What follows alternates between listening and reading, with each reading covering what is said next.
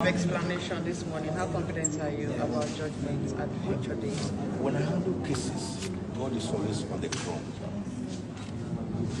In the case of Nnamdi Kanu, God has taken over the entire proceedings. There's no question about that. We all saw it in court today. The truth is that the lower court tried in striking out 8 out of the 15 amended count charges. But the lower court fell far short in not striking out the remaining 7 counts. And what prima facie, they are dead on arrival, and they were dead on arrival, as I termed them, as dead as dodo. But instead of the lower court striking out the entire 15 count charge and allowing Nnamdi Kanu to go home a free man after the long walk, like Nelson Mandela, long walk to freedom, the lower court retained 7 of the counts. And we are here to say, intermediate court, court of appeal, strike out this remaining 7 counts, because the lower court never calmly looked at the documentary evidence we placed before it. The respondent, the federal government, the DSS, they never responded to the critical issues we raised, that Nnamdi Kanu was forcefully abducted in Kenya and tortured and forcefully renditioned to Nigeria on the 27th of June 2021 against the provisions of the Terrorism Prevention Act,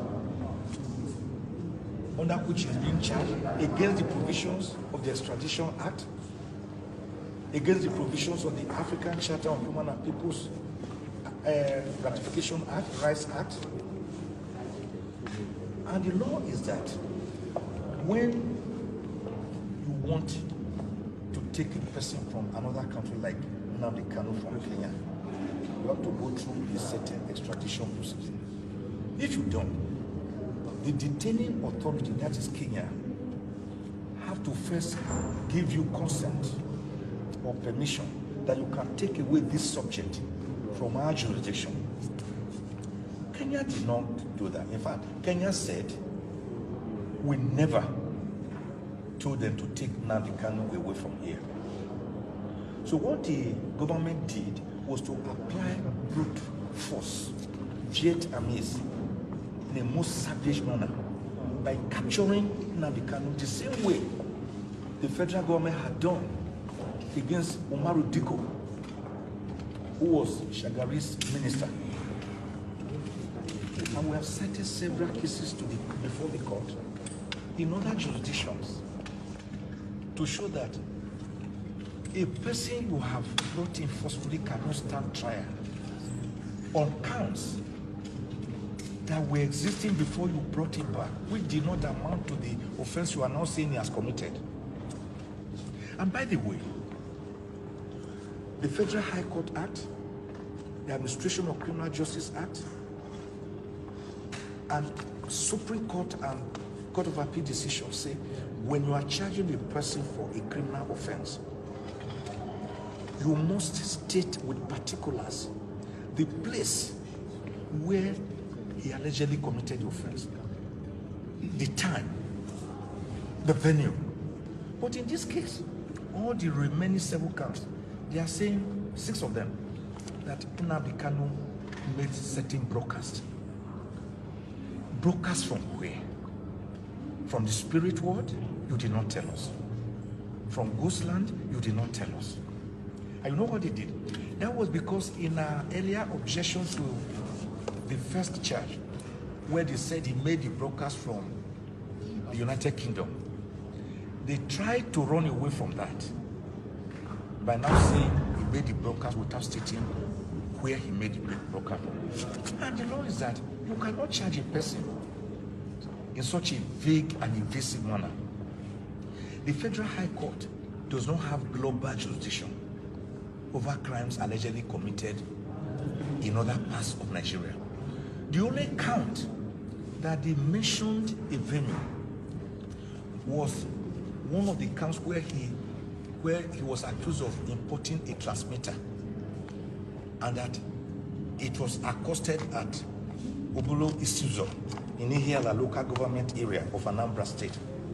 Of course, Ihiala local government area of Anambra State is not within the jurisdiction of the Federal High Court, such as to preside over the matter against Nnamdi Kanu in that respect. There's another point also, which is that he's being tried for allegedly committing these acts as a member or leader of IPOB. Because according to the federal government, IPOB has been banned or proscribed. Meanwhile, we have since filed an appeal against this proscription, and the appeal is pending, is extant before the same court, at the Court of Appeal. And you cannot begin to carry out a charge against a person based on a foundation which we are telling the Court of Appeal to remove. The question you should ask yourself is simple. Were Nnamdi Kanu to, and the Court of Appeal later finds out or discovers that wrongfully proscribed. What do you do about that? So we are saying they should, the law is that they should wait under the doctrine of this pendant. They should wait first for this court to determine the proscription of IPOB, whether it was lawful or illegal.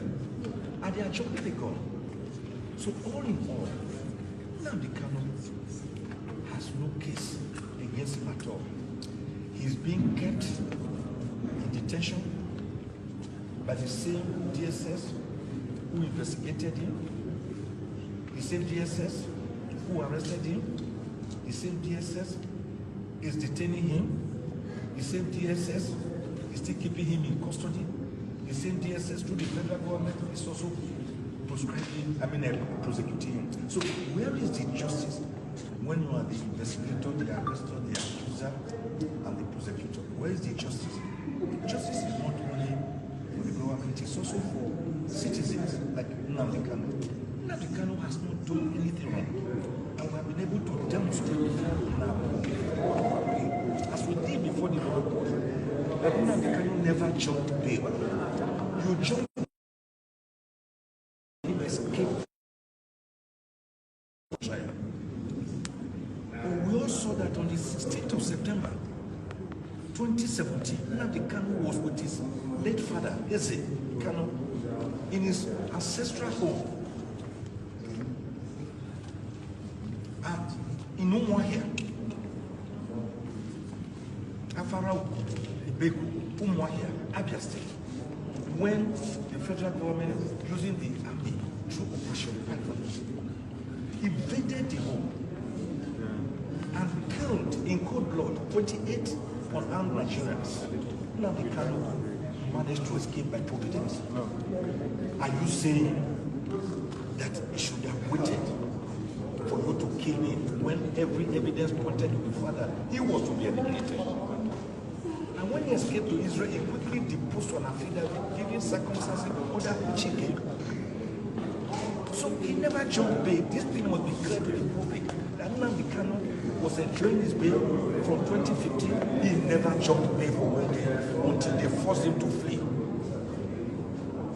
So by the grace of God, this is a case where the justice of the matter points in the direction that the remaining 7 counts charged still pending against Nnamdi Kanu before the lower court, Joseph Netanyahu, will be struck out by this Court of Appeal. And Nnamdi Kanu, after the long walk, will lead to freedom and will become a free man. And by the way, it is even advisable that he walks into freedom. Because if you, as we speak today, by then, the entire Southeast is in a lockdown. Nnamdi Kanu has therefore become a metaphor for the struggle of a people, the indigo race, who are saying, according to them, under their name of Biafra, give us self-determination. Self-determination is allowed by all international conventions, even by the United Nations Declaration of Human Rights and United Nations Convention, all the various conventions. Self-determination is allowed. And they say, let my people, and they never did that.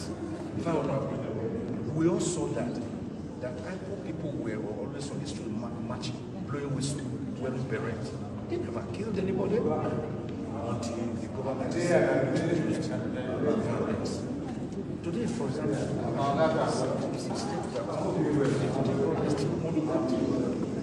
the judiciary wants that.